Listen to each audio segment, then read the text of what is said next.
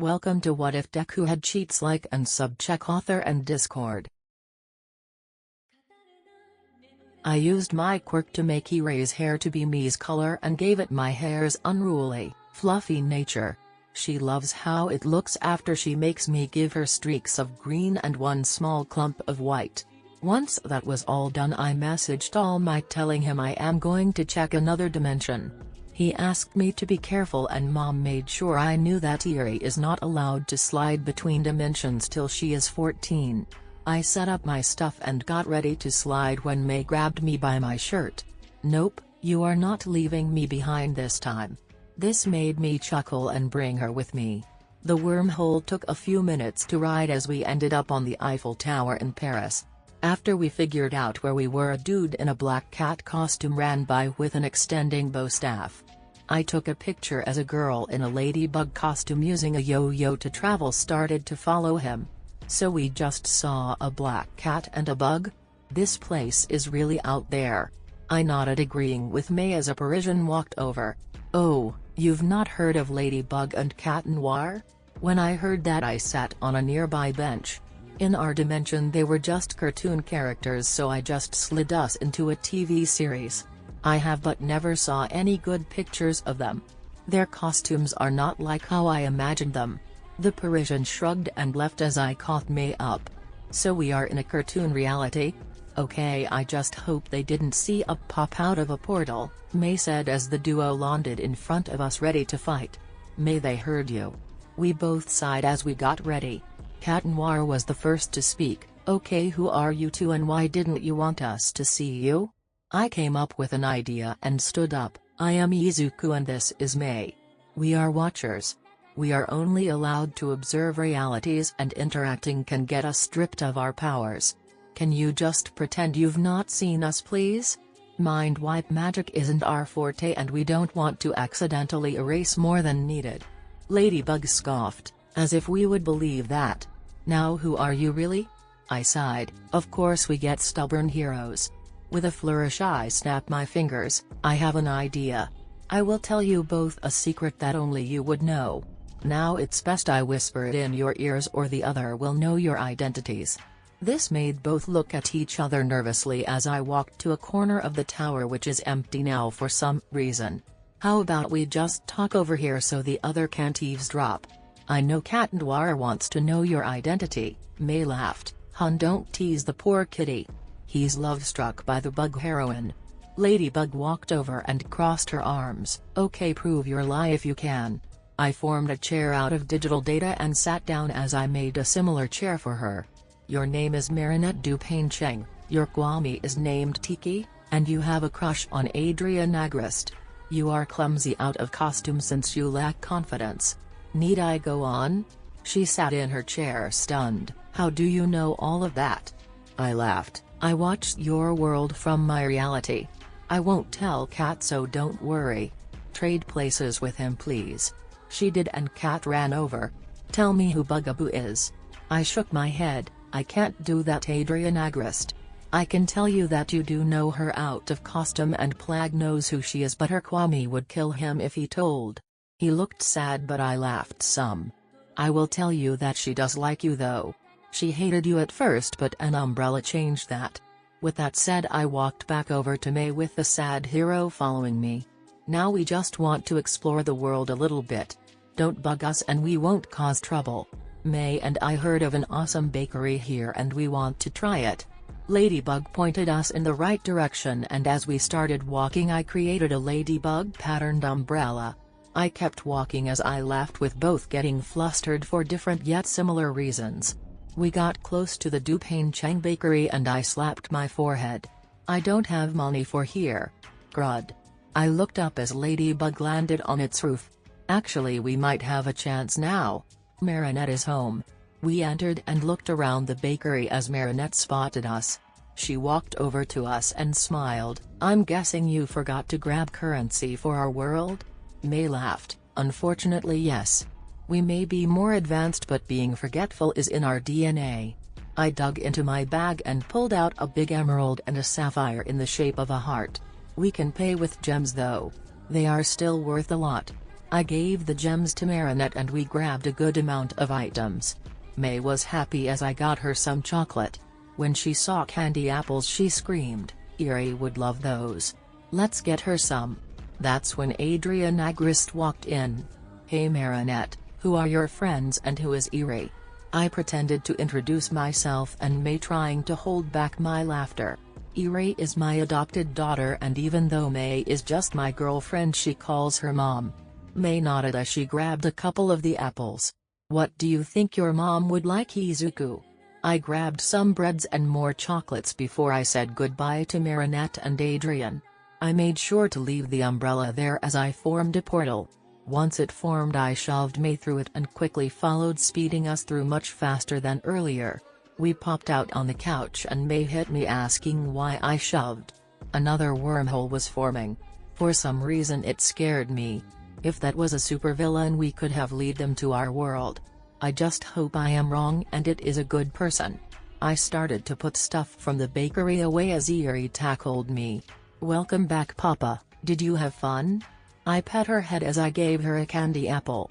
"Yes, May and I met two heroes that are actually a TV show from a long time ago." She ate her apple as I set up the TV to watch Miraculous Ladybug. After a few shows we ate supper and went to bed. Luckily May went home this time so I wasn't on the couch. After the few days off from the USJ incident the school had us to training for the sports festival. May and I worked together on our fighting skills when we met up after school. As a little joke and to keep Eri involved we let her fight with mini clones of May and I. It was so cute as the minis and her played and fought. Though she was hesitant we did have her train with her quirk. It wasn't long until she could use it easily and stop it when she got the result she wanted. As a reward I gave her a boost to her quirk and renamed it VCR. She can rewind and fast forward stuff she touches. We had her train that aspect and she got May and I by surprise. I told her about the quirk test Izuku, or Sleepy as she calls him, had us do. Then that little snowflake tossed a softball and at the last second used her quirk on it. It went from no speed to lots of speed even though it still went the same distance. If you decide to play baseball instead of being a hero, you'll have a killer fastball. She laughed and hugged me as May wondered what just happened. That's when the day came for the festival. I was called up as the first year's spokesperson. I just want everyone to do their best and try to prove to the heroes and civilians watching one major thing. It's not the quirk that determines a hero, it's the person who is trying to be a hero with what they have. I stepped down and kicked Mineta. "I saw what you were about to do Mineta. Touch May and I'll make you into a kickball." He quickly backed away as we all got ready to do the obstacle course. I literally got into a sleeping bag as everyone else started running the course. Izuku yelled through the mic, "Midoriya, get out of that sleeping bag and take this seriously." In retaliation I stood up in the sleeping bag and randomly warped through the course to the end before laying back down. Present Mike started to laugh as Aizawa's jaw dropped. "Guess he beat you at your own game." With my already crossing the line I just took a nap for the next 10 minutes for everyone to cross. The next challenge was the cavalry battle. I got teamed up with May, Uraka, and Momo. May made a joke, "How about we just carry this sleepy Izuku and have him float us or something?" The second she finished saying that I pull out a splash potion of levitation and slow falling from Minecraft. "Momo, can you make us ropes and you guys sleeping bags? You can all nap once we get into the air." Momo flicked my nose. "Okay Midoriya, why are you being so lazy today?" I sighed, "Just haven't slept well since the incident. I rather not push myself to death again." May slapped me on the back of the head through my sleeping bag. "Izu, get out of the sleeping bag or I will use my bomb on your lab at home." I get out of the sleeping bag and turn it into a platform of some sort. "Just get on." We all got on with May on our shoulders. When the match started the platform just flew up into the air. Of course Kachan tried to use his explosions to get to us. Simple dodge left or right each time got us to the 1v1 battle tournament. We got a lunch break and I helped Lunch Rush feed everyone by making food with my hellfire. Everyone was enjoying the kebabs and burgers I was making as I tried to figure out how to use my flames to air fry food. Next round started and I headed into the arena with a yawn. I was against a purple-haired kid named Shinso. The round started with him asking questions like what's it like to be blessed with a powerful quirk. I nearly decked him but instead I walked over to him and said, "Death is never a fair trade for a quirk." Apparently my answer disturbed him as he backed away and out of the ring. Izuku was mad. "Okay Midoriya, what did you say to him?" I repeated myself, yelling louder than present mic, then walked away to get my lunch since I didn't eat yet. I didn't watch the battles or return to the arena until I was against Todoroki. When the match was started, Todoroki used his fire and ice on me. I would just break the ice and eat the fire as I tried to figure out what to do to attack him. Unfortunately, that's when I remembered the emerald booger and decided to shoot them from my hands. The first one whizzed by Todoroki's legs, distracting him some. When he saw the emerald in the arena, he realized what I was doing a second too late. His ice wall did protect him, but it also sent him out of the ring as the emeralds broke it off the floor and made it move. After that match I was cornered by Endeavor and my father. I secretly sent Unsos to the police as he talked. "Son, you were awesome. Now the restraining order is made null with a fellow hero being next to me, so don't try it. I want you to lift the restraining order or else I will make sure you never see the light of day again." Endeavor nodded. A son's job is to carry on their father's desires. Shoto will become #1 cause I want him to. Now you must listen to your father or else. I sighed and shook my head. "Hisashi, the restraining order is not made null and I will never lift it if you keep this shit up. Also, your son is the newest agent of death," Lady Death stated, interrupting me. "Lady Death, what are you doing here in the mortal realm?" She smiled at me softly, then glared at my father and Endeavor. "I was here enjoying the tournament until these two idiots offended you and, by extension, me." Endeavor growled, "Lady Death is a villain's name. Leave now or you will be arrested." I couldn't help but laugh. "Endeavor, you can't arrest Lady Death. She is literally death. If it was time for you to cross over, she would take your soul right now." That seemed to enrage the walking trash fire as he tried to incinerate Lady Death. I just watched as she just stood there looking at her non-existent nails. "You call that hell flames? Hell's fire is much hotter than that." His jaw dropped and I knocked him and my father out. Police arrived, arrested both flaming idiots, took my statement, then left. My next match was against Ida, who came at me as fast as he could. I spent most of the match narrowly dodging him even though I could move much faster. After about 5 minutes I activated Hell Reaper mode and sliced Ida's soul slightly. All it did was remove his balance just long enough for him to accidentally fall out of the arena. I helped Ida up after turning off my flames when I was suddenly teleported to an alleyway. There I saw Stain, the hero killer, and Ingenium, Ida's older brother. "Stain, just drop your weapons please. As you can see, I have no blood and Lady Death doesn't want you to hurt him." Ingenium instantly recognized me. "Hell Reaper? I thought the sports festival was still going on." This really pissed off Stain. "You call yourself a hero but you know villains? Die villain and fake hero." He tried to stab me but I grabbed his wrist.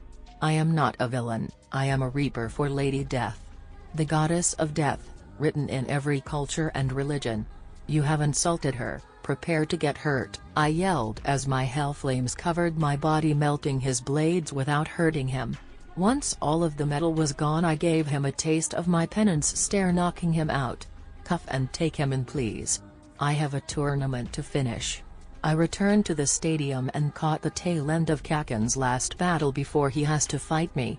To make the battle simple, I won after an hour of fighting. Using his increased firepower and where he can explode, he was all over the arena and above it. I just had Hell Reaper active so I wouldn't burn at all from his explosions. He did send my head flying but I caught it before it left the arena. That really stunned him and that is the only reason I won. Distraction by dismembered skeleton let me finally knock him out. Award ceremony was boring. When it was all done I went home. played with Eri, and then went to sleep. Next morning I was yelled at by Izuku for not taking it seriously, played chess with Nezu, and nearly blew up the lab when Mei suddenly kissed me. I swear, why can't I have a good day? I walked downstairs with Eri on my shoulders. Mom was already up and was holding a letter. Morning Izuku. Hey Eri, did you sleep well? We both nodded as she handed me the letter. I opened it and smiled as I set Eri on her chair. Guess what Eri? What? As of yesterday you are officially my daughter, Eri Midoriya. She screamed and hugged me happy as she could be. After we both ate I brought Eri outside and showed her a custom solar surfer I made just for her. The surfer was streaked with pink, green, and white, had a car seat with buckles and a helmet, a cute flower steering wheel, and it had stabilizers so that she can't ever flip it. I was getting sick of the bus. You ready to try it out, hon? I wasn't even done before Eri was in the seat and buckling up. With a laugh I helped her seat up and put her helmet on before we set off to pick up Mei. When we got there Eri was proud. Look mommy, I got a surfer too. Snowball Express. We both laughed as Mei hopped onto hers. I see that honey, I'll paint the name onto it later. After I talk to your dad about being a hypocrite. Daddy, what's a hippogriff? The people around awed at the question as I kissed her nose. Hun, your mommy called me a hypocrite, not a hippogriff. Remember the big pink thing she tried to give you? Well, it and the surfers are dangerous if misused. Yours though has a ton of safety features along with anti-villain gear. I don't want my snowball getting hurt. She smiled and then smirked. Daddy wanna race to school today? Mei left the second the word race was said. I had to hop onto my surfer to catch up to her and Eri, who left right after Mei. With Mei winning because she cheated, we all get off our surfers and I show Eri how hers becomes a little cap for her horn so it doesn't accidentally prod people. Once we get that fitted onto her horn and tightened so it won't accidentally fall off, we head to Nezu since he wanted to watch over Eri this morning. When lunchtime came Eri, Mei, and I ate in the cafeteria with all of A1 looking at her confused. Deku, why is there a girl with a metal horn on your lap? I laugh, sorry I mean Katsuki. This is my daughter Eri.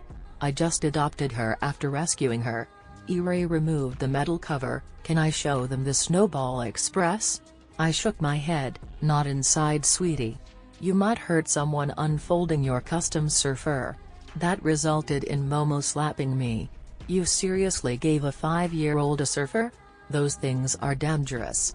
Mei laughed and showed a picture of Ira's custom surfer. Izu went all out. I looked it over for a bit and he has it using more than 3 SSBs for all the defensive measures. Shields, perfect cloaking, tasers, AI. Mommy, what's AI?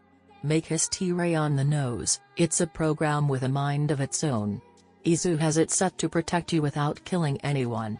Eri hugged me, thanks daddy. The class awed as I put her folded surfer back over her horn.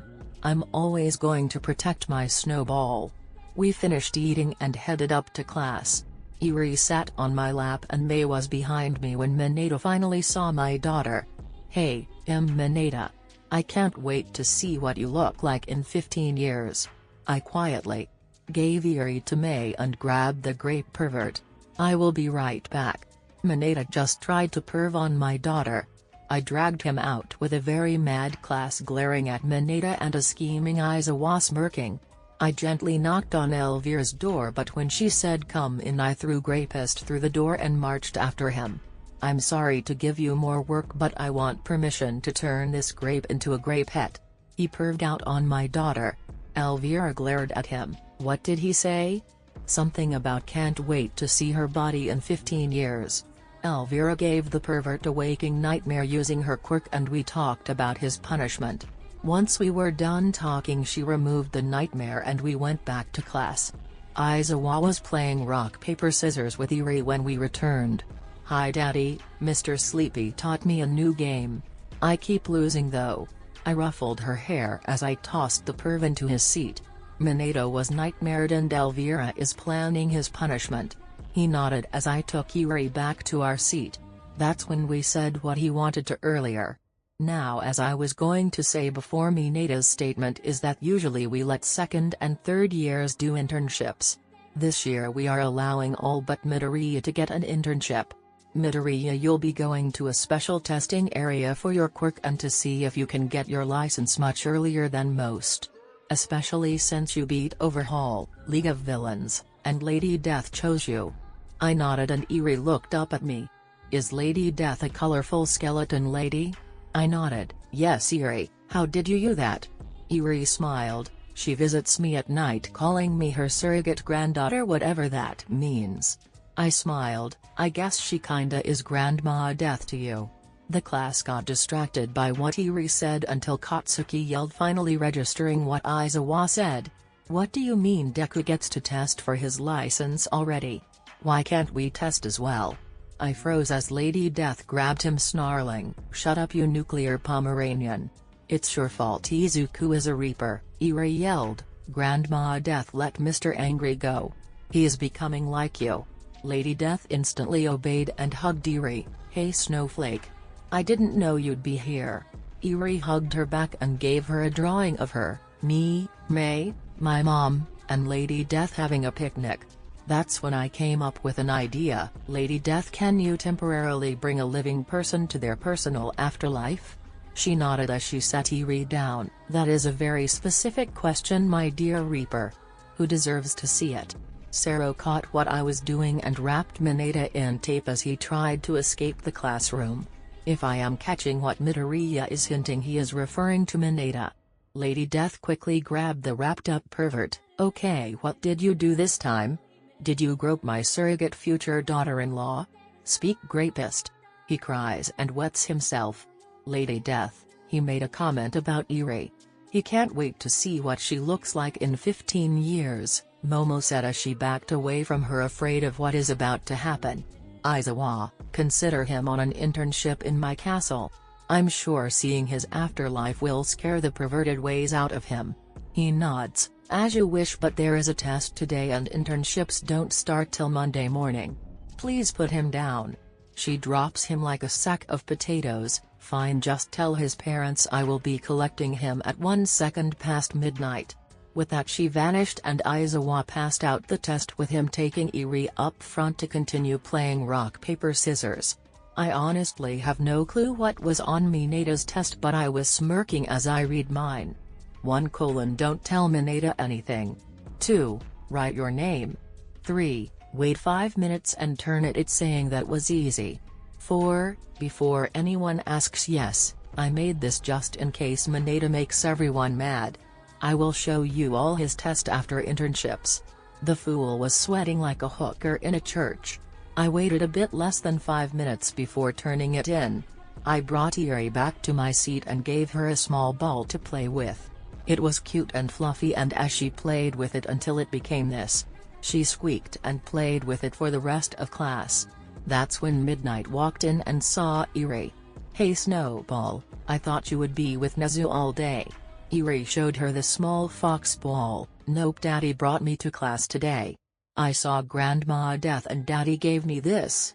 Midnight smiled as she asked what Mineta was doing. I filled her in and she smirked. "Think Lady Death will let me help?" I shrugged and we all went to choose our hero names as Mineta kept doing his test.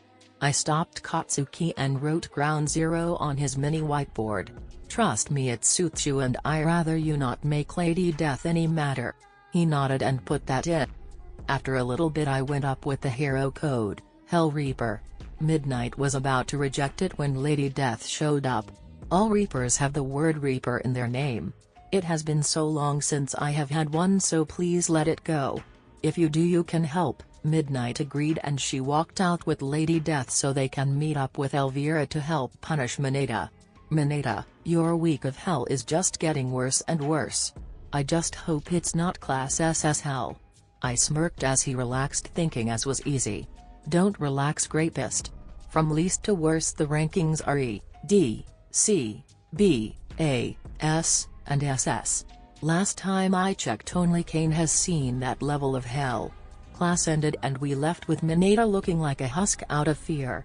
We all talked and planned a class and Eri outing for the weekend. We did it and Eri got toys and dresses to play with. I hope Mineta has fun with Lady Death. I stumble downstairs and head over to the school for my test for a license. Honestly, I was really tired from using a lot of my health flame and Eri having some nightmares.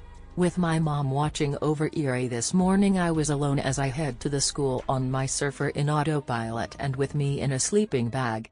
When I arrive at the school, I get off the surfer and switch to another sleeping bag made for mobility. After a bit I get to my classroom and wait for Izuku to walk in since I was told to wait for him here. When he got in and saw me in the odd sleeping bag asleep, he sighed. After waking me, he asked where I got it and for me to follow him. I toss him a yellow one I had got for him as I followed to him to the testing area. The test area was Site Alpha, which still had some burns from my SSP test. The first test was for me to fight all of my teachers and defend a gem statue at the same time. Test sounds like fun, but can I stay in this sleeping bag? Eri had nightmares last night and I didn't get much sleep. The person overseeing the test wanted to postpone it, but I insisted to get this done. I formed clones, put a giant moving shield shaped like a spider around the item I was protecting and me. I dozed off to sleep as my clones defeated all of my teachers as the shield spider moved around and kept me safe. Trust me, I freaked out a few teachers afraid of bugs. Present Mike, Midnight though she was more unsettled, and a few teachers I don't really know. Lunch Rush tried to wake me up with the smell of his good cooking, which I had cloned steal and keep away from him. After an hour of people trying to wake me, steal the gem, or destroy all of my clones, I won. The main thing that made it last so long is that they kept breaking each other free. When it was done, I woke up and undid it all. Sorry I wasn't more serious about it. I really needed that nap. The overseer walked over and sighed, since it took so long I can't give you your license. But if you beat the next test you will get it. I nodded and got out of my sleeping bag and putting it in storage ready to go. The teachers removed their weights and I had to do it again. This time I must do as much as possible before the 10-minute time limit was up. I smirked and nodded, make the time limit 1 minute and I will still beat it. He humored me and got into his seat saying start. The second he said the word start, I froze time. I began to sing the theme song from an old movie series called The 10th Kingdom. I sang the song with clones making the music a cappella. I took my time using rainbow-colored ribbons to tie all of the teachers together. Once I get them tied up, I began to eat the food my clones stole earlier as I unfroze time. The overseer was greatly stunned when 1 second I was next to him and the next I was on a giant stack of tied-up heroes eating gumbo that was stolen earlier. The teachers who didn't know me were stunned with All Might laughing his ass off. Well done, young Midoriya. What code did you use this time? I finished eating and hopped off. I just froze time and created rainbow ribbons only I or my pixel clones can break. I untied them after the timer for a minute was over and got my license. With my test done, I decided to use the rest of the week to spend time with my family, earn money for them, and hopefully get a lot of sleep. When I got home I showed them my license and my mom noticed something I didn't. Izu, you said you have a provisional hero license, right? Either this is a misprint or they jumped straight to pro for you. I quickly checked and sat back stunned. After she called All Might and spoke for a while, he came over. Something wrong, young Midoriya? Your mother sounded worried. I showed him the license and pointed to the part that said professional license. Yeah, overseer decided to make you a pro after you caught us all in less than 1 second. I was stunned and after he talked to my mom he left. Mom and Eri took me out after we picked up May to celebrate my license. I wish we just ate at home. Halfway through our meal a group of idiots came into the restaurant and used their quirks to get everyone to hand over their wallets and to get the manager to open the safe. When the idiots came to my table I was eating as if they weren't there. Oi broccoli head, hand over your money and wallet. I glared at the dude. What did you just call me? Do you not watch the UA Sports Festival? I slowly stood up and pulled out my wallet with my hero license in clear view. They looked and tried to attack me. I froze time, knocked them all out, tied them up, and put them outside on a pole. I returned all the property I could and left the rest in the bag before sitting down and resuming time. What a bunch of idiots. I swear villains don't learn. Everyone collected their property from the bag, and who would walk in but Endeavor? Who tied up the idiots on the pole and why? I groaned. I swear this afternoon is getting worse and worse. I tied up the idiots as they tried to rob the place. Before you yell at me for illegal usage, come here and look at my license. He walked over, then burned it in front of me. I just see a fake license. I got dragged away by him and sent to jail. I'm going to destroy that dumpster fire later. I was of course released soon after with a new copy of the license. As I walked out, I saw my father smirking and talking with Endeavor. My son is an idiot. As if he can be a pro already. Provisional maybe, but not pro. Endeavor smirked. Yeah, I hope he doesn't get out for fake ID. I slapped both as I walked by. That was for burning my license and for being assholes. Plus I am a pro like you too. I showed the license and walked away, flipping them both off. That's when both sent fire at me. I ate both streams of fire and froze time. I tied both up, gagged my father, and put them in a cell made for fire quirks. I resumed time as I walked by the jailer. The two in flame cell attacked me. I'd say give them a day to cool off before processing the morons. He nodded after I show him my license and he checked it. I warped home and waited for my mom, Eerie, and May to show up. I was released, got my license reprinted, and rearrested father and his flaming dumpster of a friend. I hope they both lose their licenses. After that we played some games ranging from board, Twister-like games, and video games until supper time. After supper time we all went to bed with me and May in a bed with Eerie between us. Mom laughed and covered us in a blanket. I think I will fully divorce his father and get a new boyfriend. It has been forever since I had a real date. The day after the test I wake up and head downstairs to see May making breakfast with Mom and D-Ray playing a small game of patty cake. If you don't know the game, you're really young.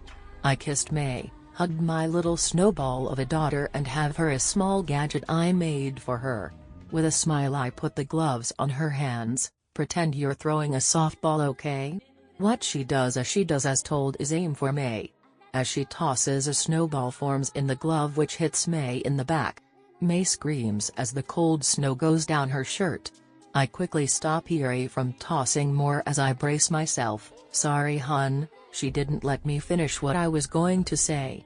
I poke Eerie on the nose. I have a habit of explaining an item's use before I explain what it does. Next time wait a bit, okay? Now as you saw, it launches snowballs. Only use them to play with people who know what they do. Not everyone is okay with being hit by a snowball. Now apologize to May. Eerie walked over and hugged May. Sorry mommy. I just wanted to see what it does. May forgave her and finished breakfast. We all eat and I head out with Eerie as I put on my own gloves. Anyone wanna join the snowball fight? May and Mom laughed, saying after the dishes they will join. I smirked and showed Eerie that if she pretended to form and shape a snowball, the gloves will form and make the snowball bigger over time. We had roughly melon-sized snowballs by the time they came out. The second they came out, the snowballs hit them, making May shriek again. After Eerie and I finished laughing, I gave Mom and May their gloves, teaching them how to use them. For the next couple of hours we had snowballs flying all over the place. A few neighbors asked why a snowball flew over the fence. They all saw us flinging snowballs and asked since when we had an ice quirk. Sorry neighbor, we are just using a gadget I made. While I showed them the gloves I got pelted by a lot of snowballs. After a bit some people asked how much for a few pairs for their kids. I explained I'd need exact measurements and it'll take a bit to make them. They eagerly agreed and went off to get the measurements and colors. By lunchtime we were all damp, tired, hungry, and I had 50 orders for gloves that each had at least 3 pairs. As Mom and Eri, who was standing on a floating step stool I made for her, made lunch, I set up another mini factory to make the gloves. When lunch was over, I set Eri down for a nap and watched some TV with May as Mom headed off to work. "Okay kids, be good and don't do anything I wouldn't do. Mom." May and I yelled, making her laugh as she headed out the door. We must watch TV until there was a knock at the door. We both groaned as I got up. I opened the door. "Hello, how? You need to leave now." Standing there was my father again. "Why won't he give up?" "I won't leave, son. You are to lift the restraining order or else." I adjust my gloves and begin to smirk. "Leave or get pelted. Your choice, and I hope you choose pelted." Eri just woke up and walks over to me. "Daddy, who is that?" This set my father off as I knelt down. "Eri, get your gloves on and get May please." He is an exception to the rule with the gloves. "What the fuck are you doing with a kid? When did you even knock up a girl?" He grabbed my arm and I pushed him away as May and Eri returned, gloves primed. "You have 3 seconds to leave or else." He tried to grab me again. "How dare you talk to me that way?" He got a mouthful of snow. This stunned him as I laughed. "Bullseye, Eri. Now begin the pelting." The 3 of us began to launch so many snowballs at him he was actually knocked back a good amount.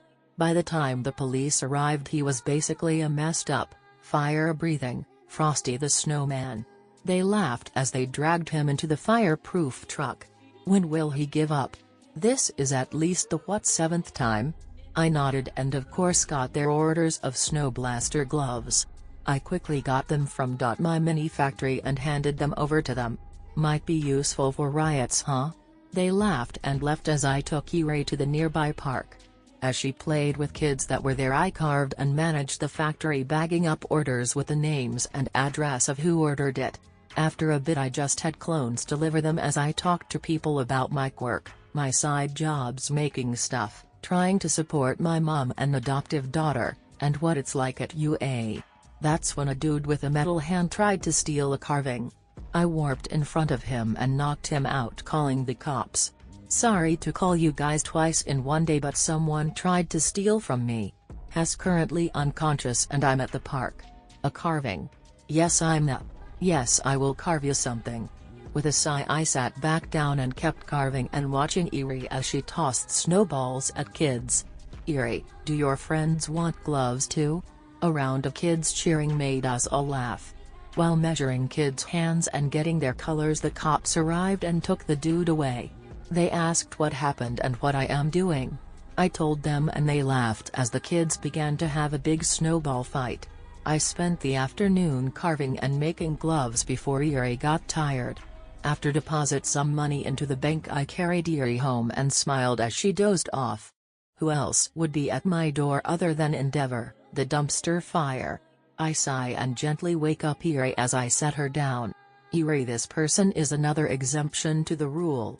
"What do you want, dumpster fire? Did my father call you to threaten me?"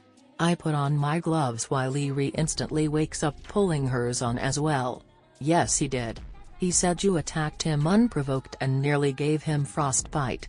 I sighed and popped my neck. "Endeavor, I have a restraining order, that means he can't be near me at all. If you keep it up I will get one on you as well. That will be very difficult should we have to work together as professional heroes." Like planned, he lit up like a spark on dry grass. "You are not a pro hero and you never will be unless you support your father."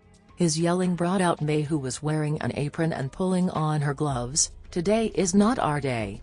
2 damn hotheads ruining our day off." "May, language. Now you walking dumpster fire, you leave willingly or I activate these gloves' true power on you. Your choice." May and Eri see me turn the small bumps in the palm of the gloves and mimic me as Endeavor growls. After about 2 minutes of waiting he attacked us. The jerk tried to hurt my daughter. I was livid. I warped in front of Eri and let him burn my shirt away as I protected my daughter. Once he was done I stood up and glared at him. "How dare you? How dare you attack my daughter?" He backed away as I became a different Reaper form. Instead of being a flaming skeleton I became a skeleton made of ice. "May, Eri, go inside and call an ambulance. This sorry excuse of a hero is about to become a frozen dumpster fire. They ran in as frost and ice began to form on the ground around of me.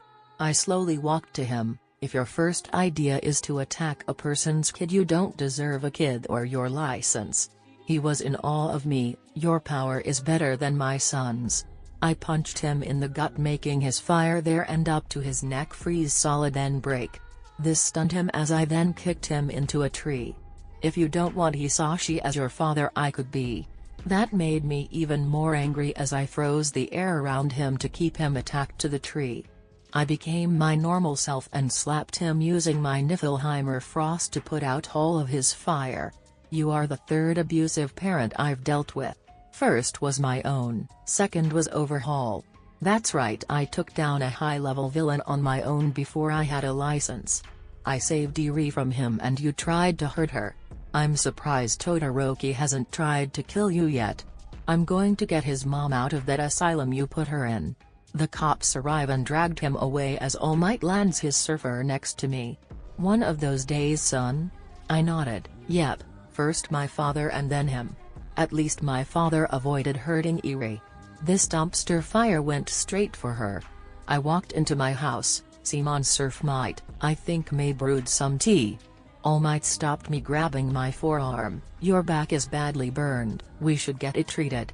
Before he could yell for someone, I covered my back in Niflheimer frost. Healing the burn instantly cause anything fire-related vanishes when the frost touches it. Sorry, I forgot he did that. At least I found another Reaper form. Niflheimer Reaper, the frozen death. Only Hell's Flame will counter it and only I have it currently. All Might sighed and hugged me. I know you're unkillable but don't scare me, okay? I nodded and headed inside with him following me. Eri ran over and hugged me. Is that meant gone? I nodded. Yes, my little snowball, that dumpster fire is gone. She smiled and I got All Might a drink. So what's up, All Might? Enjoying having your old energy back? He nodded. Yes, I am. It's awesome not having to worry about my time limit now that it is gone. I actually came here to talk to your mom. I want to ask her out. I chuckled. Fine with me, but she is still married to my father, so might want to wait a bit. That's of course when my mom came home and walked in. I have news and a question. Who froze my front flower patch? I chuckled. Sorry mom. Endeavor attacked Eri and I retaliated. She looks me and Eri over. Did either of you get hurt? I simply shake my head.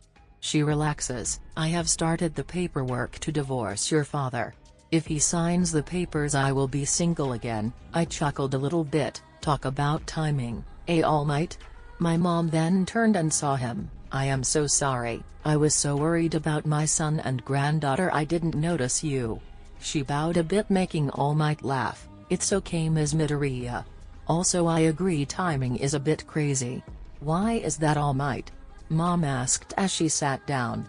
I just hope your husband signs those papers soon. I was hoping you'd go out on a date with me. Mom quickly hugged him. I wish you asked in high school. Been forever, Toshinori. You grew up with All Might? Mom and All Might nodded before May yelled. Supper is done, everyone, and I made more than enough for Dad Might to stay.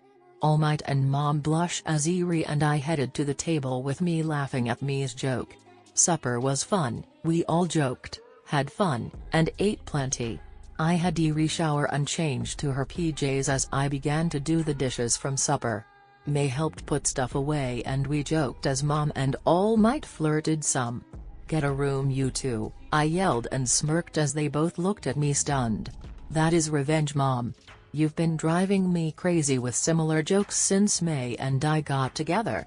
May hugged me when we finished. Hun, don't forget we need to finish designing my wedding dress. What? I looked at Mom and All Might. Yes, I already proposed. I did it after I rescued Eri. They laughed as May showed them her ring with a very weird-looking band. I'm guessing that it's packed with machinery? We both nodded as I kissed her and had her check on Eri. May puts Eri to bed, kisses me again, and then goes home. Mom scolds me some for not telling her sooner as All Might just shakes his head. After defending myself for a bit, I went to bed and chuckled. This will be a roller coaster once father gets those papers. This will be Izuku being hit by a special quirk, so hopefully you all will enjoy. Thank you all for reading and voting for my story. I honestly never thought it would pass into the top 100, let alone the top 10. Tilda. Now how did I end up on me's lap, purring to my heart's content?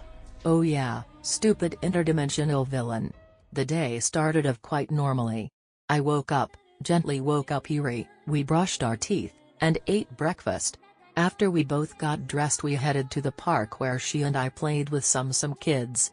After a bit, a portal formed over the park's fountain. This one felt artificial, mechanical, compared to the ones I make. Out came Kachan. I looked the person over and realized they had cat ears and a tail. When he stood up, he softly meowed. Deku, is that you? Please tell me I made it to the past. I shook my head. No, you're in another reality. What's with the cat bits? I gently pried his hands off of me as the portal closed. What do you mean another reality? I shushed him and led him away. What I didn't see was Eri following us before she hugged me. Daddy, why is Mr. Angry part kitty? Hun, this isn't our Mr. Angry. This is another from another version of this world. Eri thought for a second. Oh, like Grandma Death? I nodded and patted her head. So Bakugo, what's going on that you had someone create an interdimensional portal? He growled and created some explosions. Okay Deku, who's this runt? Did I go to the future? I punched him and formed fire on my fist afterwards. Insult my daughter again and I will send you back with broken legs. Bikitty, calm down. Okay, not my world, my Deku only had one for all. Okay, I am trying to go into my past to stop Kitty Claw. She is making heroes into Nekos, like me, while villains become cats. I chuckle. Okay Bikitty, you want to stop a villain making everyone into cats or half cats? I'm sorry, but I can't really help without a date and location in your reality. He growled loudly. What did you just call me, you? I covered his mouth and glared. I called you Bikitty to separate you from my Bakugo. Cuss in front of my daughter and I will beat you up. Bikitty relaxed, but his tail went stiff and puffy as a new portal showed up. Out of it came a Nico girl with green fur and eyes. I couldn't help but laugh loudly as I looked at her. I can't believe you didn't recognize her as a female me. I bet she can travel between dimensions using her own tech. She purred as she laughed. I'm guessing he just said my name? Eri looked up at her than me. Daddy, why is she like Mr. Angry Kitty and you? This stunned Kitty Claw. Wait, you saved Eri too? I nodded as I stood up. Yeah, Overhaul is in prison and I'm guessing you have a gray-headed pervert? She hissed. I hate Minerva, she keeps grabbing my tail and the boys, well you know. I nodded. Eri used Snowball Express to head home and watch some TV, okay? She hugged me. Okay Daddy. Bye Mr. Angry Kitty. Bye Kitty Lady. She unfolded her surfer and went home. Wow, I think I found a new target reality. Maybe you guys have a better chance to reverse the ray gun. I stiffened. You're blasting people with a necrofication ray to find the cure? She nodded and mewed, a bit scared. I took the ray gun and scanned it with my quirk before it blew up suddenly. When the dust settled, I was a green cat and my clothing was on the ground. I didn't think it would explode, sorry mail me. Kitty Claw tried to pick me up but I hissed at her. If my fur could change colors I would have been a very dark and bloody red. After she recoiled I grabbed my watch and tapped Bikitty on the foot as I messed with the strap. Okay, what do you want Deku? I growled, hit his foot harder, and then hit my watch. You want me to put the watch on you? I nodded as I hissed at Kitty Claw when she tried to touch my watch. Okay, I get you're mad but let me help too, okay?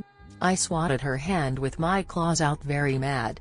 When Bikitty got it on me I smirked and looked up at them. I hate it when my paranoid ideas are right. Now Bikitty, pick me and my clothes up please. They were stunned as I wasn't meowing or anything but my watch was speaking using my voice. It's thought translation now, do as I ask please and get me home. I can't use my quirk and the only other way for me to see the scans is on my PC at home. Kitty instantly did as told and ran to my house with Casey following close behind. When we got to my house, May was already there. "Okay Izu, why are you a Nico girl and why is Bakugo also a Nico?" Casey chuckled. "I am not your Izu? I accidentally turned him into the green cat." I nodded. "Yeah, she did. She's me from another reality and this Kitty is from yet another one. I need you to help reverse this." May gently picked me up and snuggled me. "You make a really cute cat. I prefer bunnies but this will do." I couldn't help but purr at the affection. Casey coughed and snapped me out of it. "Not now May, my PC now," she sighed and pouted as she walked through the house holding me. I instructed her on how to activate a special part in my PC that interfaces with my chi. After that she began to pet me as she began to work on reversing it with my help. I may be unable to use my chi but I still have my intelligence. While we worked, the kitty and Kitty Claw played with Eri to keep her distracted. We remade the ray gun with an upgrade to reverse its effects. Actually, we made 3. One for each of our realities though May wanted a bun gun instead. She made me human again and I made clothes from digital data before walking out. We fixed and reversed it. Now next time you have a problem with a weapon like this, will you do me a favor? Just ask for help instead of using IT on others. Casey nods like crazy, takes hers, undoes her ears and tail before heading to her reality. I undid the kitty and told him how to use it. He thanked me and said he would apologize to his Deku. He understood that he was a jerk and when he played with Eri he realized that he should have been a better friend. I sent him back to his reality and May hugged me. "Izu, I think you forgot something." I looked up at her. Since she is taller, what would that be? She removed my watch, turned me back into a cat, and put it on me like a collar. "I think Eri should play with you as a cat for a bit." I glared up at her and hit her foot. "You're evil. We just undid this." That when Eri made me laugh as she zapped May with the gun. She put Me's watch on her like a collar. "Since mommy wants daddy to be a kitty, so shall she." May started to yell and I would mentally yell over her and shut her up each time she got close to cussing. After a while she calmed down and we played with Eri as cats. When mom got home we had to explain what happened and we got changed back for supper. While we were eating, Eri asked, "Can I be a kitty tomorrow? Or even a half kitty like Mr. Angry Kitty?" May said no but I smirked. "Maybe I can do one better Eri. Come here please." She quickly ran over to me and looked up at me. I gently picked her up and set her on my lap.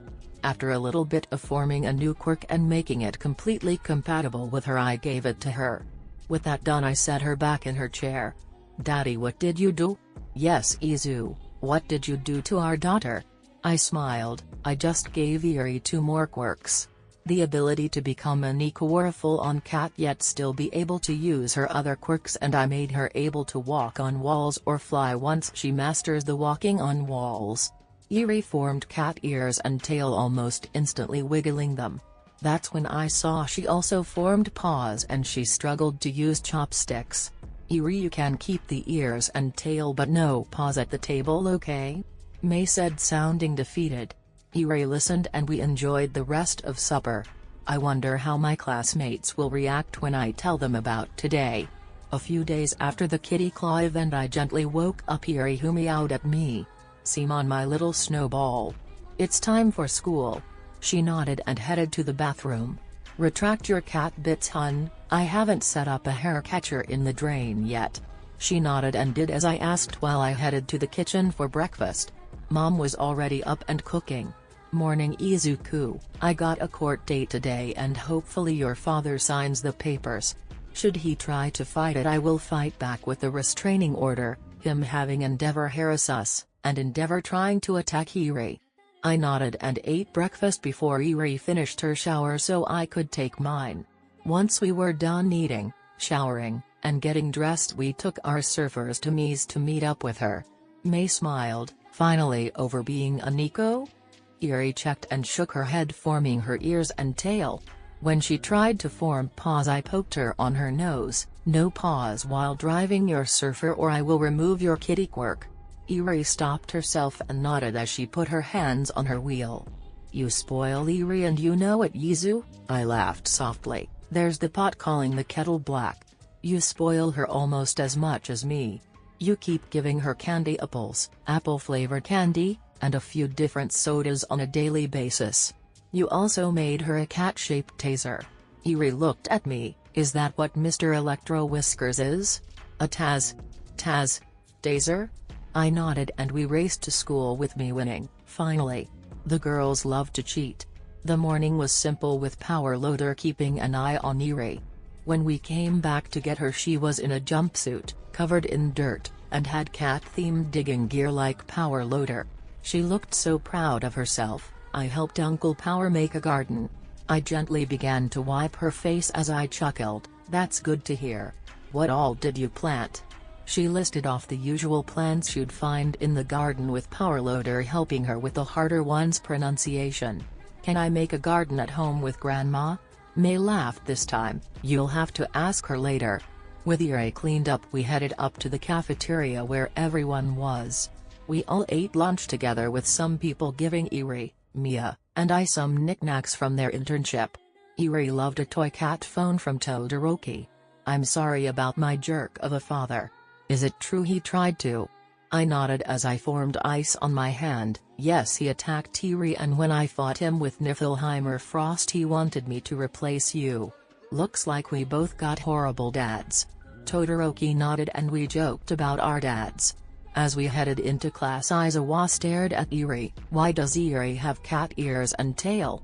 Before I could answer Eri said, "'Cause Daddy fought Mr. Angry Kitty and Kitty Lady." I sighed. I gave Eri a quirk after a little event that happened. Since this is the first day we are all back from internships can we tell what happened? I bet Minatas will be interesting. Izuku sighed and dragged me into the hallway. You are to go first, tell them you did become a pro. And I want the Nico quirk as payment for delaying hero course stuff for today. I nodded, okay but I need to do that after school okay? I walked into the classroom again and I put Eri back into her seat after getting her off the ceiling. Bakugo had got mad at Kirishima and made an explosion in his hand scaring her. I will have to remove Cat's instinct to flee later. Sorry Eri. She purred as I calmed her down and glared at Bakugo. Once it's done I walked to the front of the class. Anyways I have good news. I am now a fully certified pro hero but I am staying in class. My mom is trying to divorce my abusive father after what happened a few days ago. Also I need to explain why Eri is a Nico. I tell the story and show some pictures that Eri took on my phone of Bikitty, Kitty Claw, and of May and I as cats. Once I was done I looked at Mineta. Your turn, Mineta. Let's hear what you did. He shakily walked to the front of the room as I sat down. As you know I was in Lady Death's palace. I saw my personal hell and I swear to work on my perverted ways. I was in a new class of hell known as Class P. At least I was let out every so often to learn to fight villains so not completely horrible. I chuckled slightly as I checked on it. Once I checked it I instantly closed my G window I was using for it. Mineta, that is worse than Class SS. I understand how you feel just by reading the description. When people tried to ask what it was I shook my head. You don't want to know at all. I regret checking it and I have died multiple times. They shuddered until what all they did during their internships. May said she worked with a company that makes self-defense items for civilians like Iris Electro Whiskers. After everyone told what they did we all went to a big gym to spar for a little bit. I went against Todoroki using toned-down fire and ice so it is a bit more even. After a bit Eri decided to hit him with a snowball. It stunned him for a bit and I just laughed. You gave Eri an ice quirk? He asked as I melted the next few that came at him. Eri, we are not really fighting. We are training to get stronger. He is also not Endeavor or my father. She apologized and showed him her gloves. I then came up with my new move. Todoroki, can you form snowballs using your quirk? When he showed me and explained how he did it, I mimicked it and tossed it at a nearby wall where it suddenly exploded. Explodo Snow worked. So I can put fire in snow crystals. I then spent a bit trying to teach Todoroki to do it before he gave up because he can't perfectly control both sides at the same time. I had made take Iri home as I looked at Todoroki's quirk and gave Izuku his Nico quirk. When I finish looking at Todoroki's I shake my head. I could have fixed this before the USJ incident. All I did was remove the drawback of using one side too long without using the other to balance it.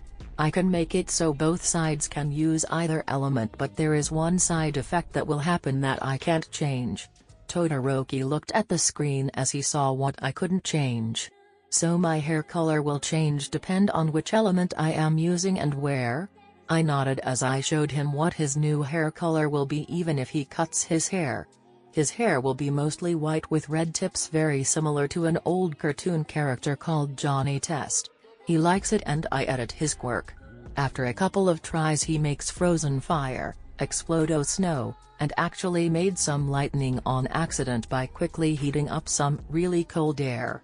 Todoroki loved the upgrade and said he would practice to make lightning and his fused elements for this semester's finals. I nodded and headed home as he went off to see his mom. When I got home I saw an unknown vehicle in the driveway, Mii's surfer on the lawn, and the front door was ajar. This set off multiple red flags and I warped into my basement and found my mom, Iri, and Mei tied up. I motioned for them to stay quiet as I untied them. "Okay, what happened?" I whispered to Mom as I untied her. "Your father is what happened. He barely waited 10 seconds after you left to break in and try to raid the house. He broke into your invention safe and broke them all." With her untied I fixed the shattered creations around them. "Okay guys, when I give the signal you get to fight back since they won't expect it. Mei, cat gun, Mom use the mecha fists, and Iri snowballs at fast forward." The nodded and I warped into the living room where I am grabbed by my father's and Endeavor's sidekicks. "What the fuck is going on?" My father walked over and slapped me. "You abused your mom until she agreed to divorce me. You are under arrest for domestic abuse, lying to the police, providing false witness, attacking heroes, and kidnapping." I smirked as I looked up at him. "Then why did you tie them up in the basement?" He froze for a few seconds and began to head to the basement. When he opened the door he was sent flying out the front door, knocking out some sidekicks in the process. Once he was sent flying I made the room very cold. "Now you all can let go of me and get unwilling accomplices, or keep holding me and get the exact same charges as him and Endeavor." All but one went outside and held down my father. The final one got into a fighting stance and tried to fight me. Keyword here is tried. When he began to throw a fireball at me it became a ball of ice and hit the ground, shattering. He tried for a couple of minutes as cops arrived and I knocked him out with a single chop to the neck. I dragged him out. We told the cops what happened, and they only took father and the stupid fireball sidekick. Once the duo were taken away I fixed everything the jerk destroyed and warped into a video game. I fought characters like Kirby, Bowser, Mario, and some demonic piranha plant. Once I was done with that game I went into Minecraft and began to fight hostile mobs or blow up stuff with TNT. One thing I enjoyed doing was trapping something called creepers in a TNT pit with zombies, husks, and piglins, if I read that correctly, then lighting the creepers, causing them all to explode and cause a chain reaction. When I calmed down it was midnight. I ate my supper and stayed up the rest of the night. By the time Mom's alarm went off the house was not the same. The kitchen was upgraded with all kinds of machines to help her cook, the living room has a better TV, the leaky faucets were repaired, the laundry room has an all-in-one washer and dryer, and every room now has a big red button labeled emergency only. As Mom looked everything over I walked inside with my bag of tools and a small floating drone I made. "Izuku, did you not sleep last night?" I shook my head as I had the drone scan her with multiple devices. "Why is it scanning me?" I yawned as I grabbed a cup of coffee, "So it can tell between you and fakes while protecting you. This is your personal defense drone. You can name and decorate it later. I drink my coffee and start another pot as I begin to build more drones. My mom hugged me. Honey, you need to sleep. Your father is in jail. I shook my head and showed that he paid bail to get out just after midnight. I saw this after I got out of the games I was playing. He might try again since your court date is now today. I pulled some strings for you. I finish making a robotic kitten for Eri and special drone-enhanced toolbox for May. When Eri and May came down later, their respective drones scanned them and Eri played with hers. We eat breakfast and I explain that the drones are to protect them and the house is safer than Fort Knox in America should it be activated. After eating, I called the school saying that I am not coming in today and escorting my mom to the courthouse. I tried to send Eri to school with May, but they both refused, saying that they would be character witnesses today against my father and Endeavor. I nodded and formed an army of pixel clones around the front door as we headed to the car. Mom thought I was going overboard until fire was shot at us. Endeavor wanted a rematch, but he didn't know I was ready for him. I caught him and cuffed him in multiple quirk-canceling objects. I called the cops and stated he has a court date, so I will just take him there. 4 clones tied him to 4 solar surfers prepped with anti-fire gear just in case and flew him to the courthouse. Mom, Eri, and May got into the car and I flew over them with my clones around the car, making sure no one else tried. Even other heroes joined to help. What surprised me was when All Might, Izuku, and Midnight joined in to help. When we got to the courthouse, all 3 looked ashamed of Endeavor. I escorted my mom, May, Eri, and their drones inside as my clones guided in Endeavor. The judge there was in shock at how many clones I made and thought I was joking when I warned her. When my father walked in a bit later, he tried to talk, but the pixel clones, which I need a better name for, kept him away from us. What got better was when he saw the female judge and demanded a male judge. I demand a male judge. They don't get emotionally swayed, and if I don't get one, I will ignore the ruling. Judge got mad really quickly. You will accept my ruling or you will end up in jail for contempt in court. He grumbled but got in his seat. I walked up to the judge. Judge Judy, I know the docket states that the divorce hearing should happen first, but Endeavor attacked this morning, as you can see. I pointed to the bound hero and she nodded. Endeavor to the defendant's stand, and since you are here, Hell Reaper, you take the plaintiff's seat along with your mother. I motioned Eri and May to join us as I sat down. Why are they moving forward? Sorry, May and Eri were victims of Endeavor and of my father. They wanted to see them both get their sentences. Judge Judy nodded and started by getting Endeavor's version of events after rereading the case file. He said he was just trying to help his friend with parenting me after a small incident happened and I always initiated the violence. When it was our turn, I stood up. Your Honor, may I input my memories as evidence against his statement? This made Endeavor and my father chuckle a bit. Hell Reaper, how is it possible for your memories to be added as evidence? Only you can see them. Judge Judy asked as I walked forward. She create memory modules. Memory type, Endeavor attacks. Once I finished that, my chi created a small sphere with one button on it. I handed it to the bailiff, who handed it to Judge Judy. She looked it over and pushed the button. A hologram popped up with a third-person view of each and every single time Endeavor targeted me. The nail in the coffin was when he suddenly attacked Eri for no reason as she formed a snowball. I handed in a set of the snowball gloves and groaned as Endeavor thought of something. How can these be from your memory? I don't see my entire body at any moment in time unless I'm in a mirror box. When he said that, Judge gave me a look that basically said explain. I pulled up a video game in a hologram as an example. I chose Custom Robo for something called the GameCube. As you can see, most video games are played in third person. My base quirk gives me video game aspects. I see first and third person at the same time. Judge Judy, you can use your I-tap quirk if you desire to see that it's true, or call the detective with the lie detector quirk. What I didn't know was that he was in the balcony and he signaled I was not lying. She checked anyways and gasped as she turned off her quirk. She then looked at the court stenographer. Let it be noted that I saw third and first person through his eyes. It was very disorienting. The person typed it as it's their job. I then sat down as my father and Endeavor paled greatly. The court continued to Endeavor's sentencing. He was found guilty on all accounts, lost his hero's license, and is sentenced to Tartarus prison with no chances of parole. She also stated all closed cases and claims on Endeavor will be reopened and checked just in case. The divorce started next after Endeavor was escorted to a temporary cell before being transferred to prison. Eri was asked what she thought of my father and she looked up at me. After this, is he still grandpa? When I shook my head, she stunned us all. Good, I don't like him. He tied up me, mommy, and grandma, hit grandma and daddy, and he destroyed my gloves. Daddy made those for me. She glared at him and hissed. Not a small kitten hiss but a full-on mountain lion hiss. Judge Judy looked at her then me. She is your daughter? I nodded. I adopted her after I saved her from an abusive guardian. I'm sure you heard of the overhaul case.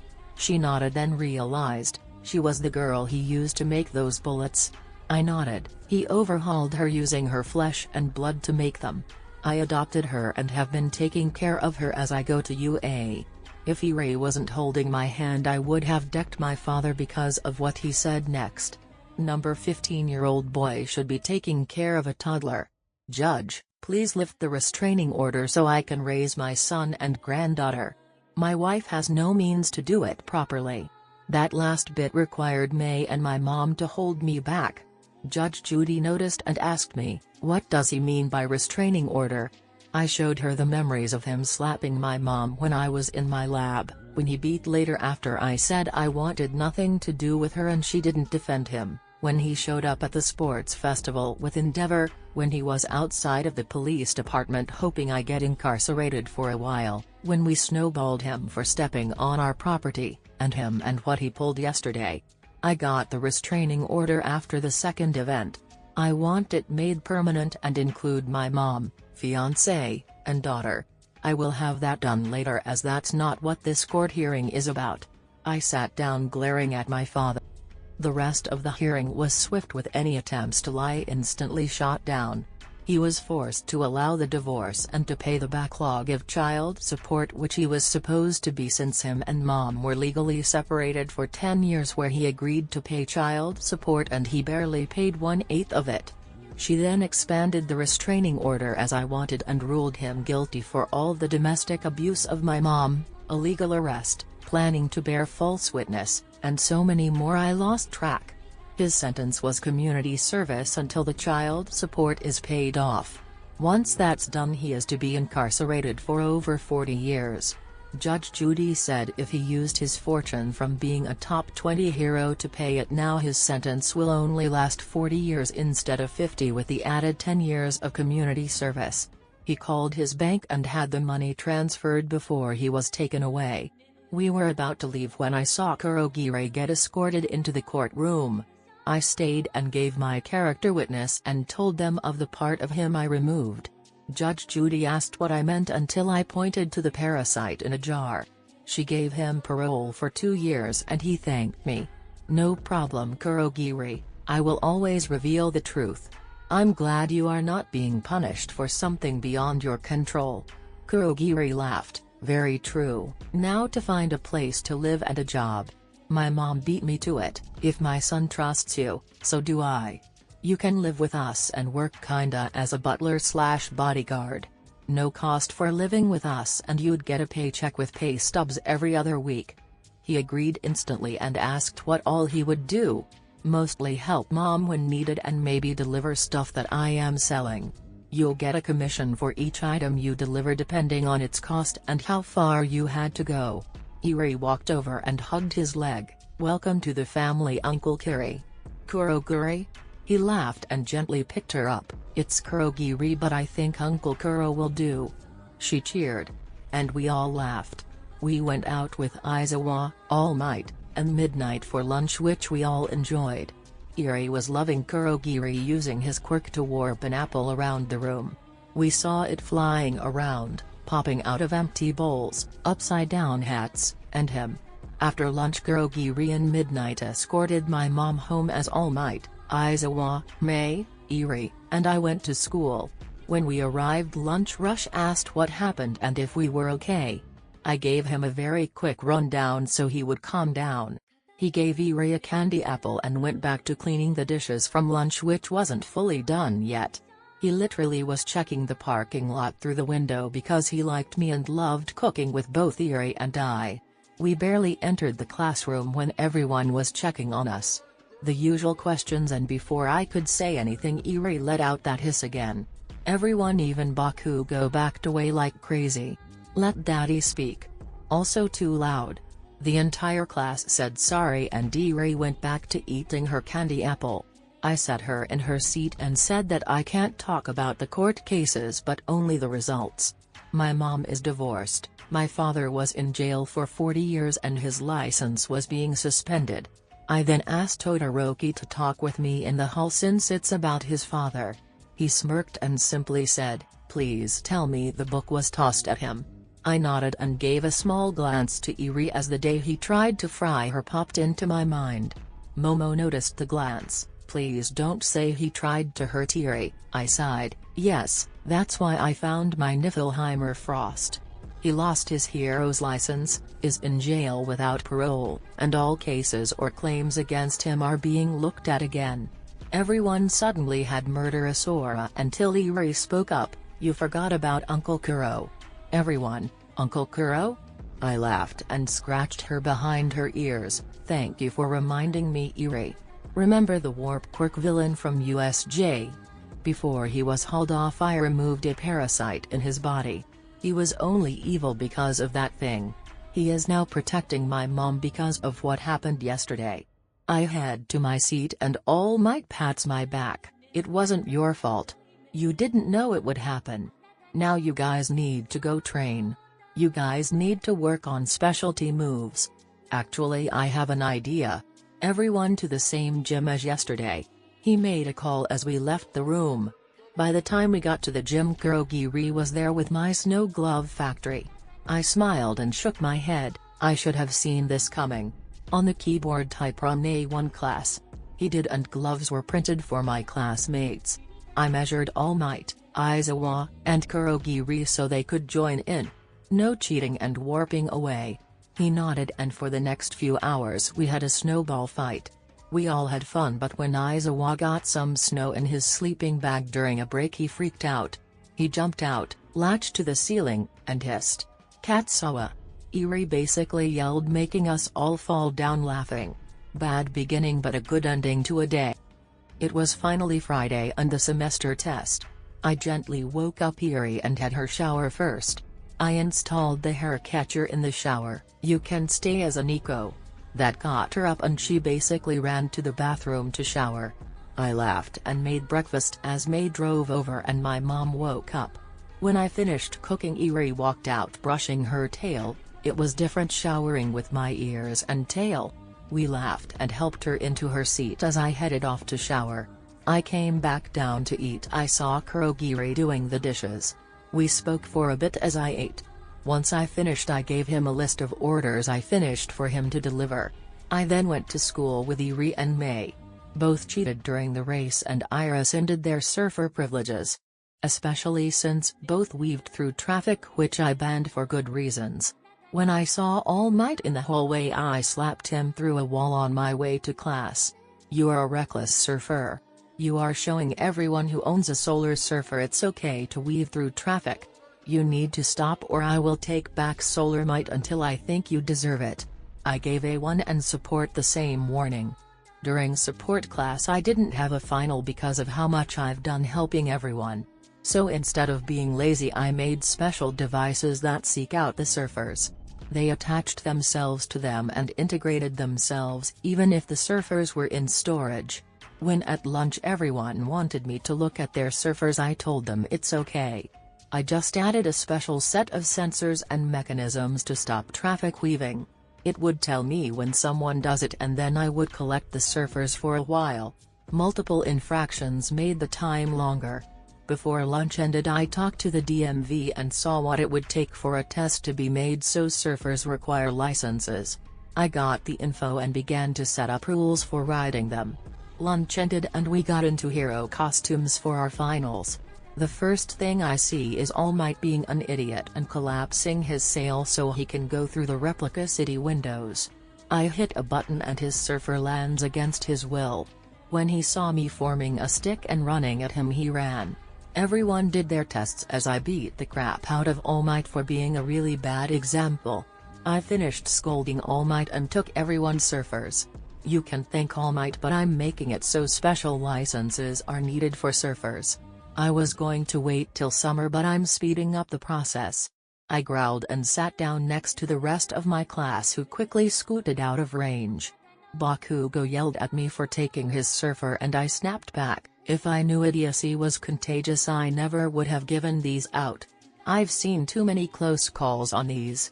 They are getting upgraded, going to require a license, and they will have penalties for breaking the law. Everyone scooted away, more especially Bakugo, who I have never snapped at.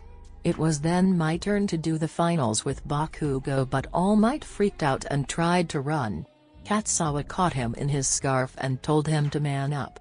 Since I already beat his butt, I passed, even though it wasn't for the test.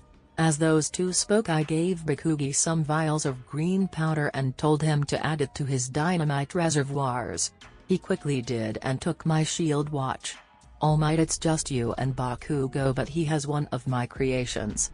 That made All Might calm down and he and Bakugo went into the fake city.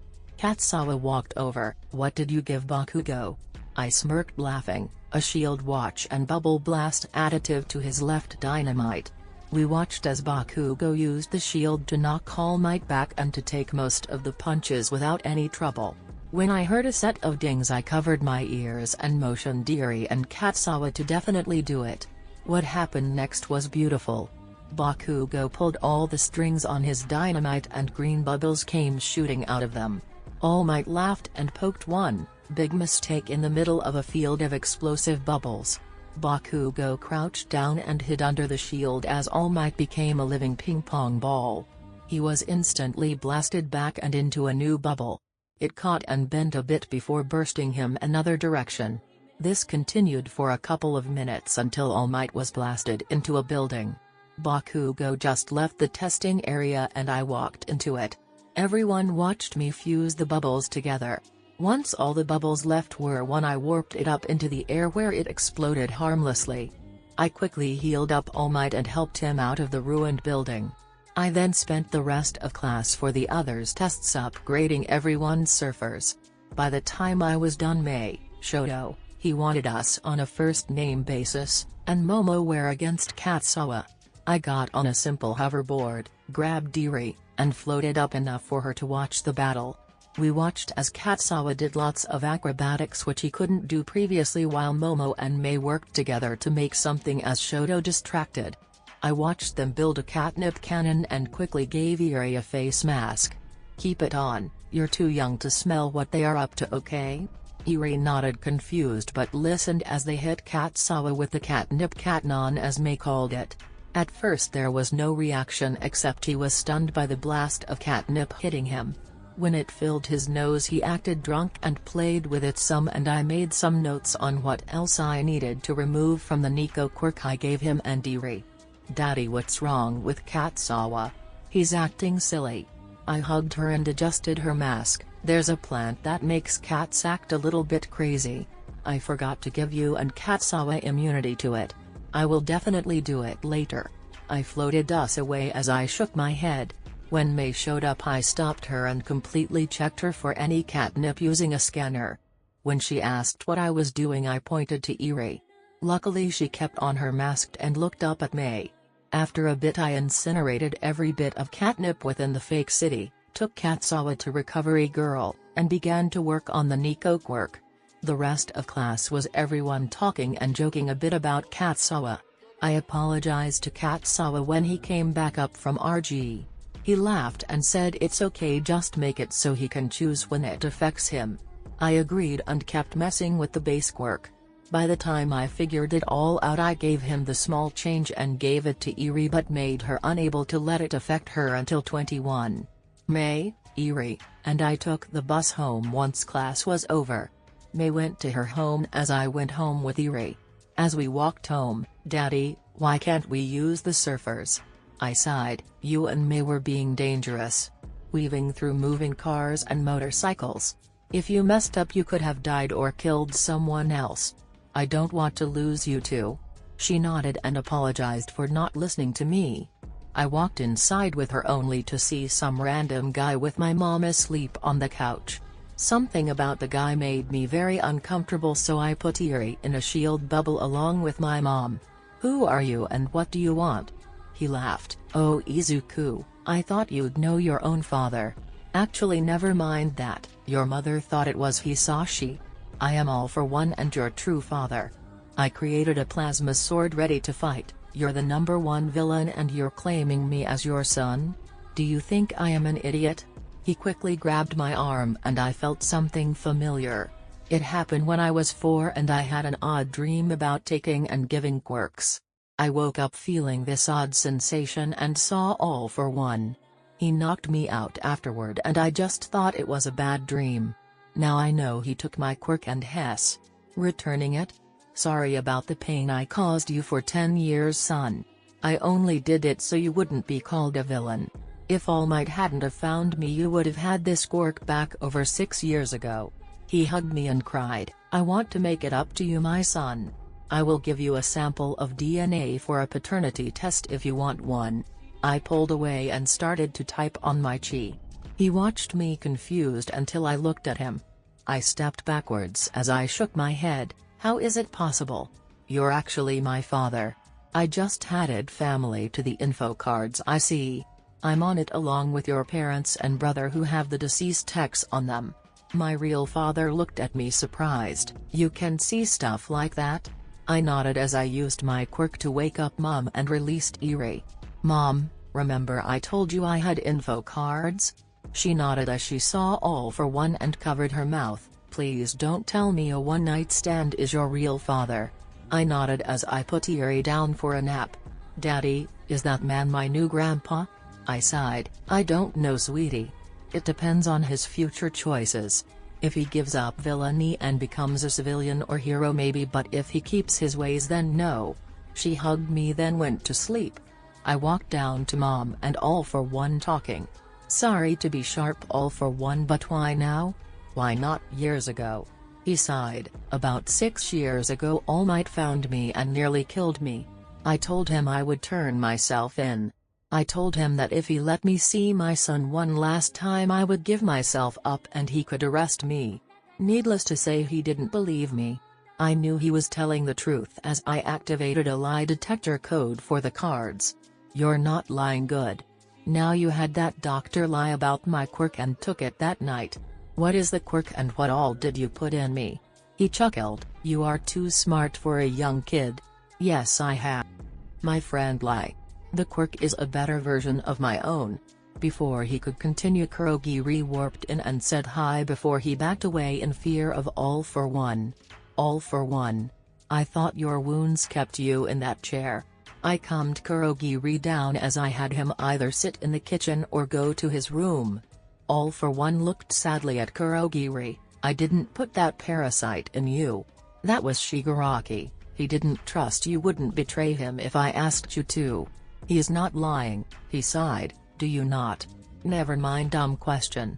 Your quirk lets you copy and mutate quirks as well as take and give them." I chuckled. "Sorry to tell you this, but Lady Death already lets me do that. She gave me the code which lets me view the world like a video game. I actually coded that for myself as an emergency function should I have to defeat a stronger villain." He sighed and nodded. "I assumed so when I saw you warp similar to Kurogi, make flying discs out of a sleeping bag, and the solar surfers." I groaned. "I regret making the surfers. All Might acts like an idiot on them, and so do my classmates, fiancé, and daughter." He sat up instantly. "You have a fiancé and a daughter?" I feel ancient. "You are a few 100 years old, and Eri, the Nico you saw me put to bed, Is my adoptive daughter. He nodded. I'm guessing the Nico bit was your doing. I nodded and told him about that day, making him laugh and wish he never was a villain so he could have seen it. I knew then he was pure-hearted, just a bit misguided. Before I could speak, All Might forced his way in, fighting Lady Death. I thought I killed you all for one. You need to pay for what you have done. He swung at him and I caught his fist. Young Midoriya, what are you doing? I let go of his fist and look right at, trying to talk to my biological father. I freeze a bit as I see something new. All Might's tag has multiple family trees and it confused me. All Might, I see you have 8 family trees on you. One is straight to me, another through my mom, and a lot of others. Who was Nana? That name made my mom kneel and All Might stiffen. She was my master, she gave me one for all. My mom sniffled, she was my grandma. I scratched my head some as Lady Death sat me down. I will explain what you see, my Reaper. All Might's quirk was created when All for One gave his brother a quirk. The stockpiling quirk and his quirk to pass on quirks fused into one for all. That quirk was passed down to one hero and the next. Eventually it got to your grandma and All Might. If you hadn't jumped that day, you would have it now. This stunned everyone, especially All for One. Who is she and how does she know all of that? I laughed. Dad, meet Lady Death, the true goddess of death. She made me a Reaper, saved my life, and gave me the code. He then quickly stood up and hugged her near tears. Thank you for saving my son. Please look over him for me. I know I must pay for my sins. She laughed and patted his head. All for One, you've mostly paid your debt. You must be a hero and try to raise your son with All Might as his stepfather. All of us stiffened except Mom and All Might, who were both blushing. He already proposed and you said yes, Mom? She nodded and I laughed as I shook my head. Hopefully too new Dad will make up for a horrible one. This made everyone laugh and Lady Death went to check on Eri only to scream when she saw the cat ears. I rushed to Eri and Lady Death, who was snuggling Eri as she was now awake. I am so sorry, Eri, you just look so much cuter with these ears. I didn't mean to wake you up. Eri formed kitty paws, booped her on the nose and dozed back off. Why didn't you warn me she was so cute? I shrugged. Sorry, I'm kinda used to it and thought you saw her every night. She shook her head and forgave me. The rest of the night was planning our first weekend as a family. May is going to get a headache tomorrow. I wake up the next morning and head downstairs to make breakfast. By the time I get to the kitchen I see Mom and All Might making breakfast. I then see Kurogiri and All Might talking on the couch as May walks in and looks at everything going on. Morning, hun. Eri is still in bed and I have someone I want you to meet. May, meet All for One, my biological father. Dad, meet my fiancé. May freaked out and reached for her collapsible bat before I stopped her. May has given up villainy. He can't lie to me and I truly am his son. I show her my chi with a link to my eyes so she can see it. She sighs and head up to Eri to wake her. I let her, she won't trust you for a while. One of your stunts hurt her family. He nodded and got up to set the table for breakfast. We all ate with me between May and Afo blocking each time she tried to stab or cut him. I sighed after attempt 112, hun, please stop. You're draining my energy. As an example, I made the battery at 15% icon pop up as a hologram. She stopped and apologized as I yawned and finished eating.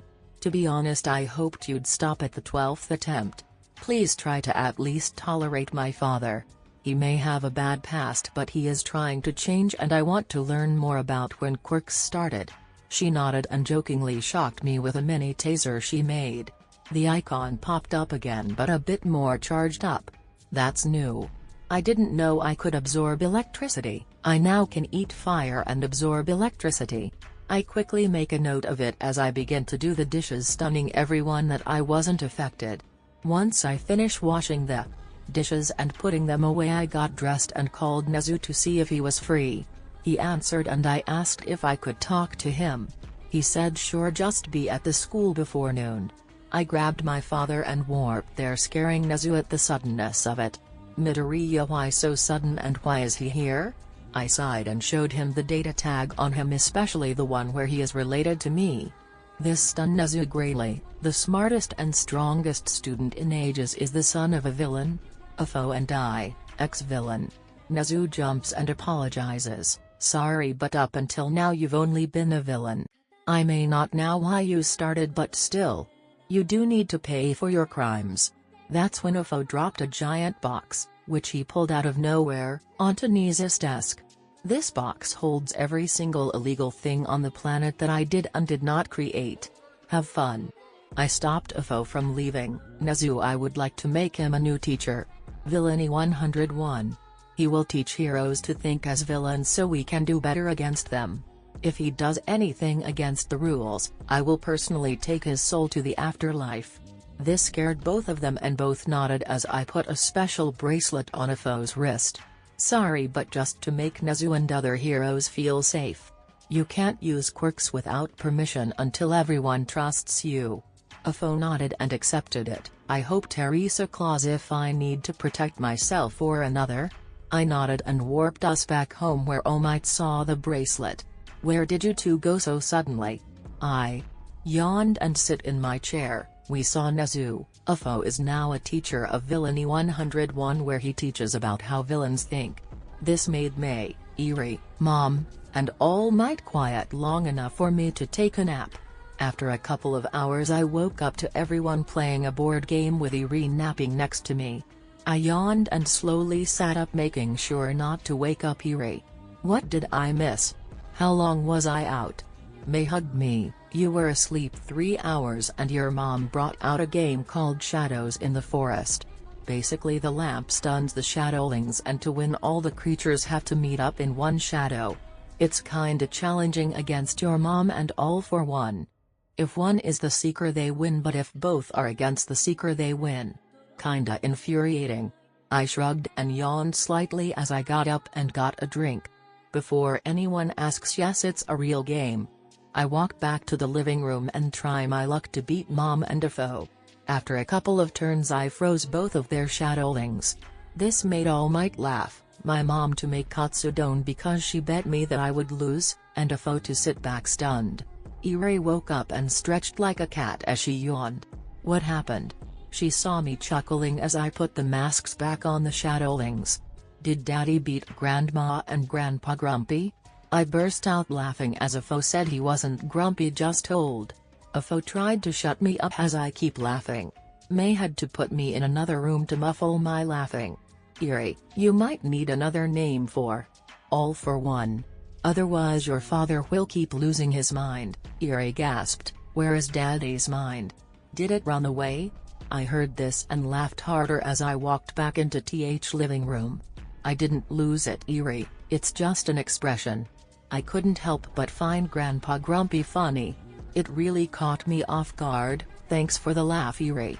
I hugged her and sat down, setting up another round. Everyone watched me against Ufo in the game. It took an hour for me to win, but it became very close for either of us to win. Remind me to fear you should anyone make you evil, Ufo said, shuddering a bit. I put a game up and helped Mom set the table for supper. If that day ever comes, Lady Death will hopefully remove the code and my Reaper abilities. All Might and Ufo nodded as they began to make drinks for everyone. We ate lunch and May forgave Ufo but stated she still doesn't trust him. The afternoon was filled with lots of board games, with me trying to remove some IQ temporarily so I don't always win. We went out for supper with All Might, thinking ahead and booking the entire restaurant so he isn't bugged by fans as he enjoys his food. After a while of us all enjoying supper, someone broke in. I saw the data tag and sighed, what do you want, Katsuki? Also, how did you even find us? He was panting as he grabbed me by the arm and dragged me out. I went out and saw some Nomu. I went Niflheimer Reaper and killed all of the ones made from villainous people. There were some made from innocent people who I cured of their nomism and gave them quirks or slightly better versions of what they started with. Once the mess was cleaned up, I went back into the restaurant to eat. Katsuki stopped me. Who was the guy between you and your mom? I've never seen him before. I groaned. You will find out on Monday. Now let me eat please, Toga." I knocked her out and had her arrested for identity theft as her disguise fell off her like mud. I ate supper quickly and told everyone what just happened. Once I finished I looked for Katsuki. He wasn't home, in the forest where he practices, or near the mall. After a bit I decided to cheat and just teleport to him. He was tied up in an alleyway with some wannabe charred Frankenstein and a depressed Deadpool standing guard. Me showing up scared them both as I sighed, "Okay, what's the scheme this time?" Toga was already caught, so come clean please Dabi and Twice. As I spoke at them, a mini pixel clone was freeing Katsuki. "You caught Stain and we wanted revenge," Dabi stated as he formed blue flames in his hands. Twice switched between nodding and shaking his head as Dabi spoke. I sighed, I had no control over that. Lady Death had me catch him. Before you ask, yes, the little entity that controls how and when someone dies. I blew some Niflheimer winds at Dabi, freezing the fire in his hands and healing some of the scorched bits on his hands. "Toya Todoroki, I can heal your burns and get you into counseling over what that flaming dumpster fire did to you. I know what he did. I can change your quirk too if you desire." He held the iced fire in his hands and looked them over as he listened to me. I then walked over to Twice. "Jinbu Baigawara, I can get rid of your fears and worry in one move. I can prove that you are the original." With that I punched him hard. It broke some bones and ribs, which was way more than any of his doubles could take. This stunned Dabi as well until I healed him of his physical damage. "See, you are the original, and I bet with some minor therapy you can become a hero." Twice nodded like crazy and hugged me. "Thank you so much. I am finally whole again and I know I am not a double." I chuckled and patted his back as I moved the forehead scar to his hand. "Should doubt arise, remember this scar only appears on your hand." He nodded and made a clone as a test. When he saw there was no scar on its hand he broke down crying and the clone soothed him. I turned to Dabi and held out my hand to him. "Let me help you. With you on the side of good it'll make your brother happy. He was told you were dead for years and your mother put in a psych ward. I want you to have a perfect family reunion as I get your mom out." He took my hand and cried some. I gently healed him of all of his burned flesh and removed the staples used to keep his skin together. Once I was done I changed his hair to snow white and gave him a weaker version of Niflheimer Frost, which would only put out fires, heal burns, and the usual ice stuff just a lot quicker. He noticed his body getting a bit colder before he regulated his heat some.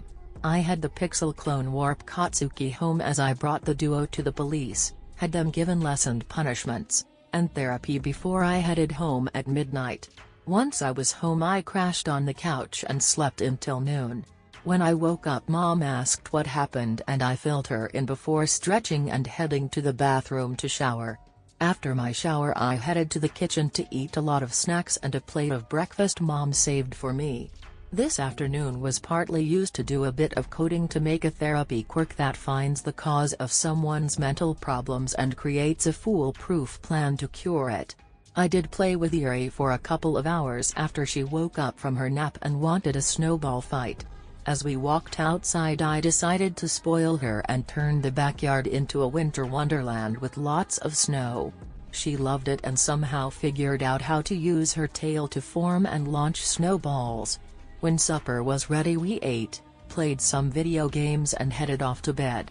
Tomorrow was the start of the summer camp and luckily I already packed myself and Eri for it. I was glad this weekend was over and I could deal with normal stuff hopefully. I get Eri up and get her going to take a shower as I move our suitcases downstairs. Once she was bathed she helped Mom cook and I took my shower. The three of us eat breakfast and I put the suitcases on a small hoverboard. Eri and I walked over to Mi's house, put her suitcase on the board, and we ran to the train to school. Once we got to school I helped load the bus with the luggage of everyone. When I was finished Shoto pulled me aside. "Izuku, were you the one to find my brother?" I nodded and yawned slightly. He then began to ask a flood of questions as I motioned him to calm down and shut up. "Yes, I found him. He has to do some community service, serve a year in prison, go to therapy, and I gave him a freezing quirk. Now no more questions. I get onto the bus and sit next to Mei as Eri sat with Momo and Duraka. I was asleep again after a bit and didn't wake up till we got to some random cliff. I sensed a group of people coming at high speed and handed Eri to Katsuo. Eri, have the taser kitty ready and run if needed. She nodded as the wild pussycats landed in front of us. I went from defensive stance to one of a tired kid. When Pixie Bob got too close to me, May or my daughter, I formed a pixel barrier. Small tip, be cautious around me, my fiancé or Eri. I know how energetic you are and your lack of boundaries. But I just wanted to feel her ears. I glared, maybe I will give you your own if you give us a good distance. All four looked at me confused until I grew my own ears and tail. Trust me, I can do a ton of stuff. This May dragged all walk over to me and looked me over. I can't sense you with my quirk. Why is that? May slapped me. You're in defender mode again, aren't you? I nodded and dropped it, making Ragdoll fall backwards. Holy crap. You're what I was sending until a tiny bit ago. Your aura is huge. I made a note of it and shrank my aura, or the energy field that might be aura, till it matched the size of most of my classmates. She tilted her head. You shrank your aura. How powerful are you? I waved off the question as I dodged an attack from Katsuki. He just tried to punch me and I launched him to the camp, which would be where we are heading. Don't worry, he will be fine. I put a bubble around him. With a yawn I slid down the side of the cliff and started to walk. Willing or unwilling, you'll end up down here, so brace yourselves. Katsuo, take Eri back on the bus please. I don't want her hurt. I began to run as a Nico and use the trees some to launch myself around. Each time I see an earth monster it gets destroyed by claws I create. I guess I can keep battle Nico mode. Not my type, but it'll be useful in infiltration missions if I change my hair color and remove the freckles. I get to the camp and pop the bubble Katsuki was stuck in. When will you learn not to attack me? He scoffed and stomped off as we waited for Katsuo, Eri, and the wild pussycats. Bakugo, where is Midoriya? I thought only he could pop the bubble. Katsuo asked as he set Eri down. He simply pointed to me in a tree already asleep with a battery charging icon floating above me. Katsuo and Eri just joined me, taking bigger and lower branches, cause why not? The hero team got a bit jealous and Pixie Bob tried to touch Eri's ears. I grabbed her wrist with my tail. Try again and you'll not get the Nico quirk. She backed away quickly and I hopped down, landing quietly. Thanks for ruining my nap. It's not easy to take care of a girl who was abused. She has made progress but her nightmares are still constant. I notice a young kid and walk over to him. Hello there, I'm Midoriya Izuku, pro hero Hellreaper. What's your name? I crouch and hold out my hand as I smile. When he tried to nutshot me I had my tail catch his fist. Okay, Nico quirk is definitely a good one to keep. I looked at the kid and made my eyes glow temporarily as I changed the data tag back on. When I saw it my ears instantly folded. Oh, you're the water hoses kid. I'm sorry for your loss.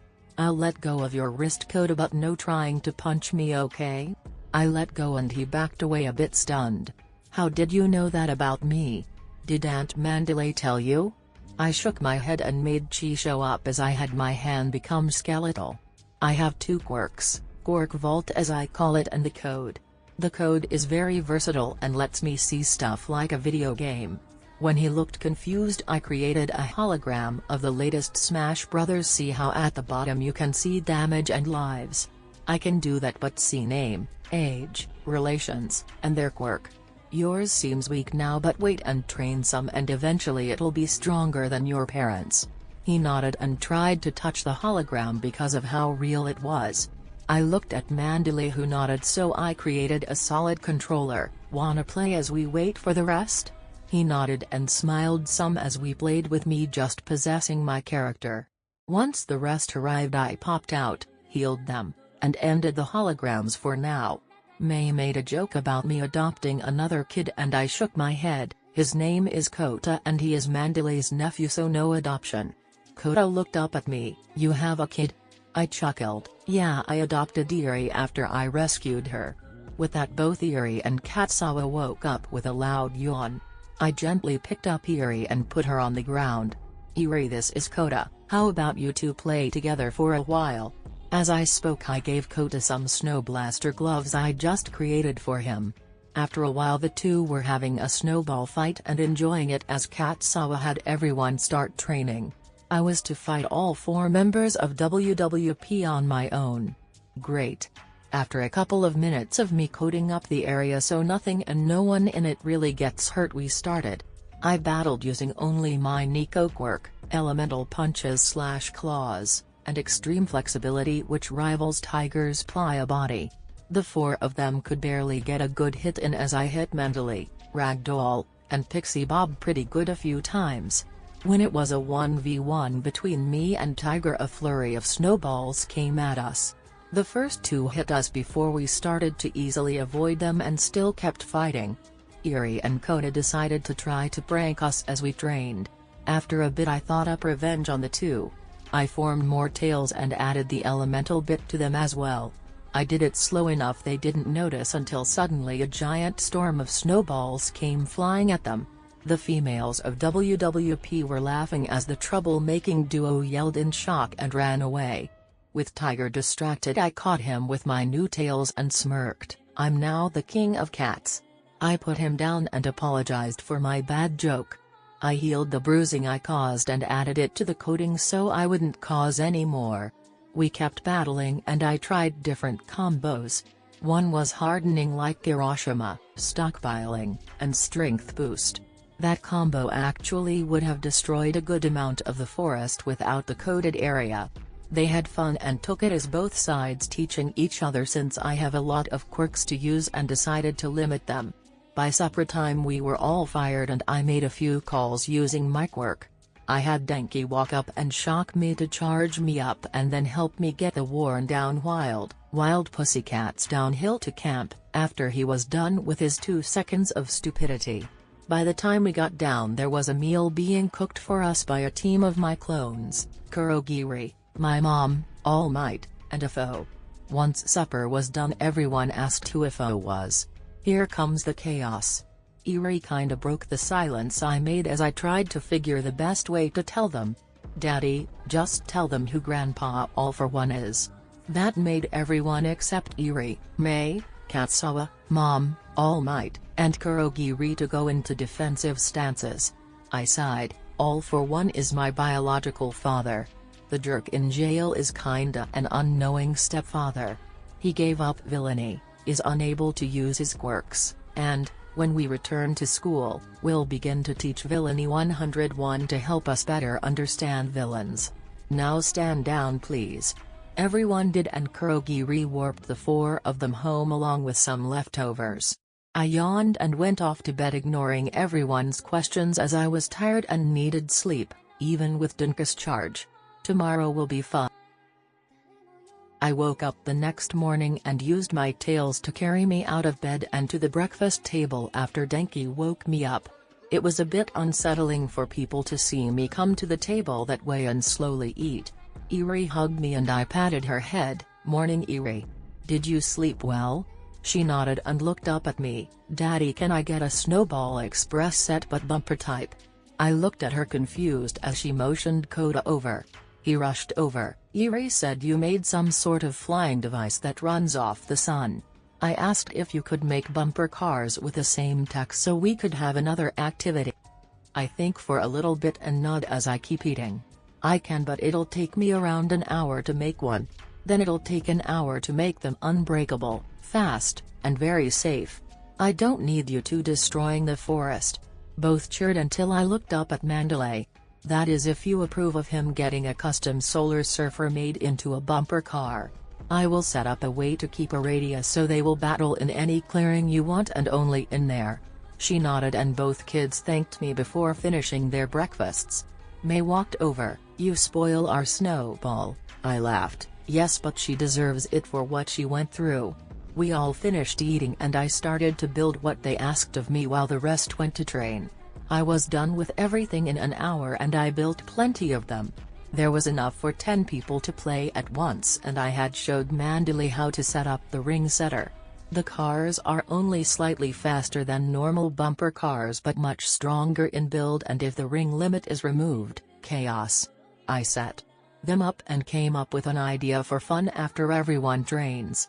By lunchtime Eri and Kota had played a few rounds and loved them. That's when Class P1 arrived and saw me getting Eri and Kota out of their cars with my tails as I pushed them out of the way and turning them off. "Look at this, Class A1 can't live without the luxuries," I sighed and turned to face the idiot. "Monoma, I built these myself for a little challenge later. Since you want to badmouth my classmates, I'll set up a special round of a different game between us." He laughed. "Challenge accepted, you worthless villain spawn." His entire class backed away as I walked over to him and grabbed him using quirk blocker so he couldn't use his quirk at all. "Call me that again and I'll give you a reason to call me a lot more than that. Now shut up and go eat lunch. I already ate and I have to fight the wild pussycats." I drop him and start walking to a nearby clearing where the team of 4 is. He then made a fatal error. As he walked down to the lunch zone he shoved Eri out of his way. Luckily she used her tail to grab nearby branch to keep standing, but he still crossed a major line. I let out my aura without any restrictions at all, causing everyone to freeze in fear as I became a skeleton and grabbed the fool. "You will eat and then I will oversee your training. I'm thinking a 10-mile run as a starter. Apologize to Eri and I might lessen the harshness." He slapped me. "Go to hell, villain spawn." I laughed and suddenly a portal appeared. "Wanna come with me? I'm sure Lady Death would love to meet another idiot that messed with my daughter." Out of the portal came Lady Death. "What happened to my granddaughter? Who hurt her?" I shook Monoma and growled, "This flesh bag did." He pushed her after he insulted A1 and I challenged him to a game after taining. Eri hugged Lady Death. "Hi Grandma. Please don't be too rough on him. Maybe he might just be hungry." Lady Death picked up Eri and hugged her. "Okay my grand kitty. I won't be too rough, but he must apologize or he is going to SS or P rank hell." Mineta, who was coming to get B1, freaked out. "Please don't take me back there." I laughed and showed him Monoma, "Not you but this moron." Mineta relaxed but walked over. "Trust me, apologize before it's too late. I still have nightmares from my time in hell." He led the rest away as Monoma tried to break my grip. Eri walked over to punch Monoma in the shin before rushing off for her lunch. I laughed and set him down a bit after, "Eat and apologize. Once everyone else is done eating, Lady Death will take you for training." I started to become flesh as he punched me in the back. That was weak. "Go eat before I lose my patience. I have a team to fight and a new combo to try out. Now go." I guess idiots never learn as he punched me again, aiming for my kidney. I changed to pure emerald at the last second, breaking his hand. After he cried some, I healed him and sent him down for lunch. He couldn't copy the power. I realized that when he first punched me. "Is my ability not a quirk?" Lady Death nodded. "Correct, yours is more like a seed of magic. Don't worry about it and call me Mom, okay? You are my surrogate son after all." I chuckled. "I will try to remember that. Be a bit gentle on him. Make his few hours between lunch and supper a couple of months, not a century like you did, Mineta." She smirked and nodded. "How many days is this camp?" I told her and headed to my fight with the hero team. A few hours later I tried multiple combos and listed them before I saw Monoma get launched out of a portal and onto a seat at the dinner table. I jumped down to him and chuckled a bit. "Have fun with my second mom?" He slowly turned to look at me. "How are you related to her?" I shook my head. "I'm not. She calls her reapers her surrogate children. I currently am the only one. Enjoy supper, we have a battle after it." I patted his back and went down to sit next to Eri and Kota, who I had to brush snow off of. For my fight with Monoma I let him copy any 4 quirks he wanted. He chose Shoto, Bakugo, Kirishima, and Katsuo. He tried to blast me as I became a skeleton. Once I was a skeleton, he tried to cremate me, but I turned his fire to ice. I have true hell flame and Niflheimer frost. Fire and ice do nothing to me. He tried to erase my power, but I stayed a skeleton. This made him mad until he tried to knock my skull off. I let him, but I bit his fist, which he had hardened. He freaked out as I was latched to his hand as my body fought him still. After a bit I get him out of the arena and remove his cloned quirks before reassembling myself. I win, but I can see you've increased from 10 minutes to an hour. I wonder if you train on quirk cloning if you'd increase the amount you can copy. With that I showed the bumper car tournament board, which was 100% random. Scoring was set on avoiding collisions and causing some. The more you bump someone the better score, while the more you are bumped the lower your score. The 10-person starting battles were fun to watch, and the top 5 from each round moved on. We had a match between Neri, Koda, WWP, Katsuo, Vlad, and I just for fun, since I wanted them to feel included. Round 2 was between the 20 who passed, also scrambled up. 3 was sets of 5 with 2 of the WWP as extra points. Katsuo was laughing as Ragdoll and Tiger flipped their cars on accident. Fixed them, and the top 2 from each group other than the WWP members went against each other. The winner was May, which surprised me, with Bakugo in 2nd, Momo 3rd, and Mineta in 4th. For the rest of the camp we had nightly bumper car tournaments with different rules and challenges each time. Eri and Kote loved bumper chess as they were allowed to cause chaos randomly and try to knock over custom bumper cars. Everyone had a laugh when the two went flying around the board and sometimes chased each other. When it suddenly became a snowball fight in the bumper cars, it was too funny. When we finished the camp, everyone was stronger and needed a small break. We spent the next month relaxing and playing games. Izuku popped in for advice about something he was curious about, but that was the most unusual or interesting thing to happen. I hope he finds someone to love. Shame Hizuraka was evil. THX for watching, and check the Discord out, like and subscribe out.